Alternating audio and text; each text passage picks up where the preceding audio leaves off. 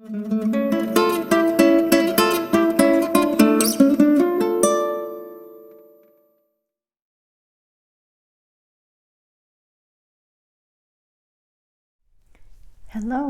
welcome again to A Story for You.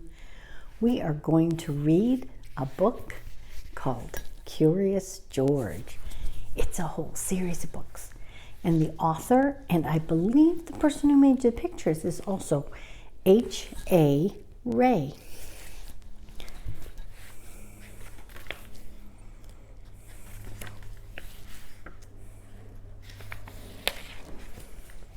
This is George. He lived in Africa. He was a good little monkey and always very curious. There is George. One day, George saw a man. He had a large yellow straw hat. The man saw George, too. What a nice little monkey, he thought. I would like to take him home with me. He put his hat on the ground, and of course, George was curious. He came down from that tree to look at that yellow hat. That was a smart man, wasn't he? He knew.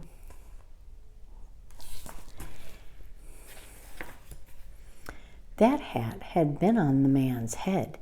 George thought it would be nice to have it on his own head. So he picked it up and he put it on.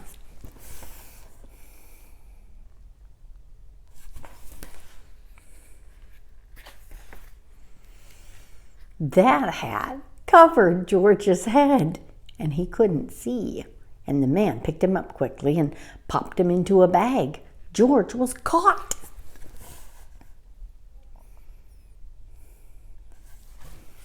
The man with the yellow hat put George into a little boat, and a sailor rowed them both across the water to a big ship. George was sad, but he was still a little curious.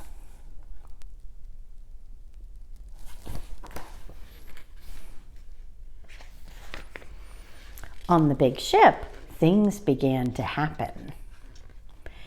The man took off the bag. George sat in a little stool, and the man said, "George, I'm going to take you to a big zoo in the big city. You will like it there. Now run along and play, but don't get into trouble." George promised to be good, but it is easy for little monkeys to forget.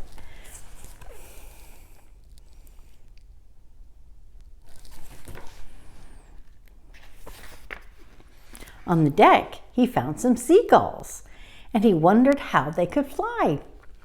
He was very curious, and finally he had to try. It looked easy, but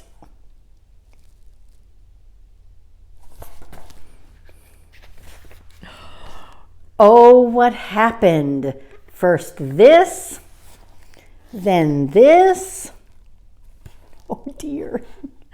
Now poor George is wet in the water, isn't he?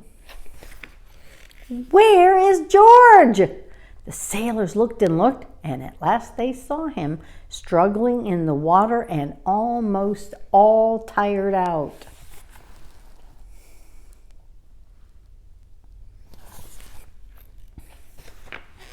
"Man overboard!" the sailors cried, and they threw him a life belt. George caught it and held on, and at last he was safe on the boat.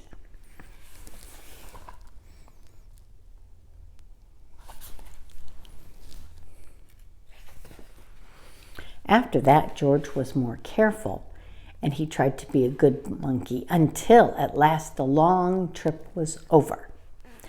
George said goodbye to the kind sailors, and he and the man with the yellow hat walked off the ship to the shore and into the city to the man's house.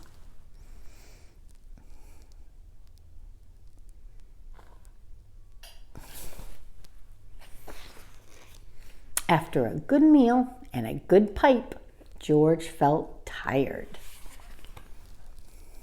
"I didn't know monkeys smoke pipes, silly monkey."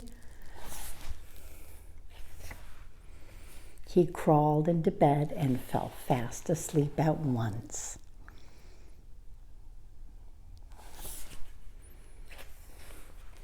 The next morning, the man telephoned the zoo. George watched him. He was fascinated. Then the man went away, and George was curious.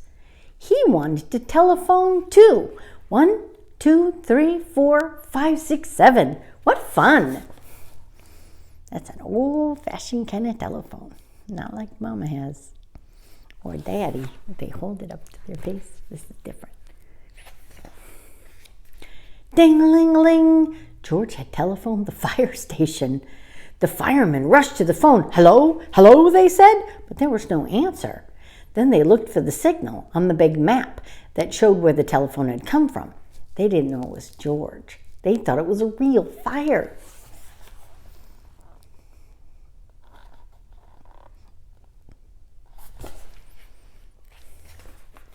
Hurry, hurry, hurry! The firemen jumped on the fire engines and onto the hook and ladders. Ding-a-ling-a-ling, ding-a-ling, everybody out of the way! Hurry, hurry! They are rushing to the fire.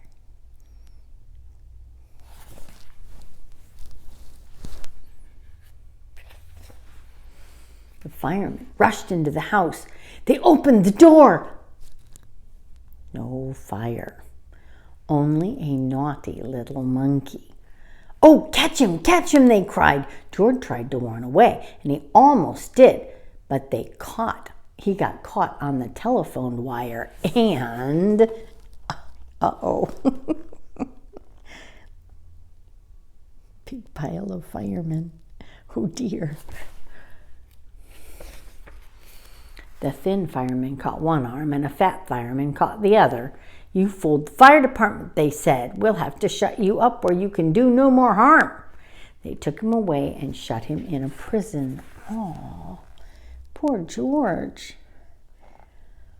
I don't think you could put monkeys in jail for real. It's a great story, though. George wanted to get up and climb out the window to try the bars. And just then the watchman came in. He got on the wooden bed to catch George, but he was too big and heavy, and the bed tipped, and the watchman fell over, and as quick as lightning, George ran through the open door.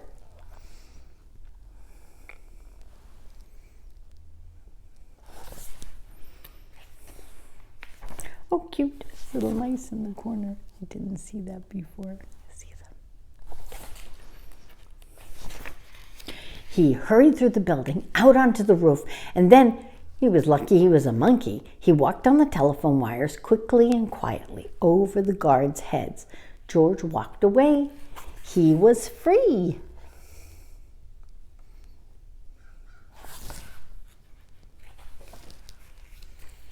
Down in the street, outside the prison wall, stood a balloon man, and a little girl bought a balloon for her brother.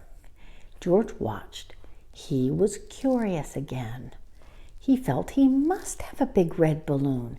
He reached over and tried to help himself, but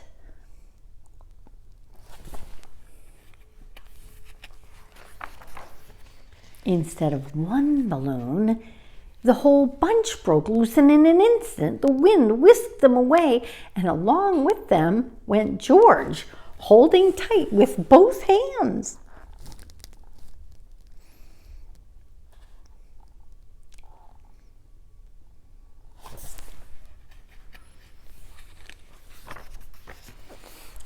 Up he sailed, higher and higher, and the houses looked like toy houses, and the people looked like dolls, and George was frightened, and he held on very tight.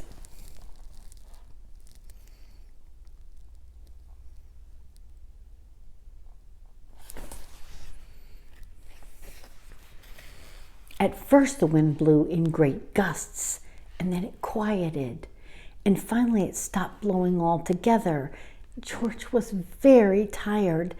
Down, down he went, bump, on to the top of a traffic stop. Everyone was surprised. The traffic got all mixed up. George didn't know what to do, And then he heard someone calling, "George!" And he looked down and saw his friend, the man with the yellow hat. And there is the man with the yellow hat. Yay!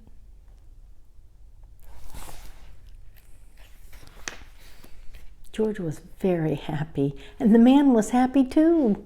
George slid down the post, and the man with the yellow hat put him under his arm, and he paid the man for the balloons, all the balloons, and then George and the man climbed into the car, and at last away they went.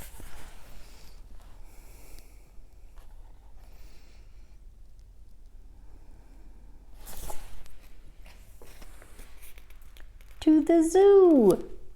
What a nice place for George to live.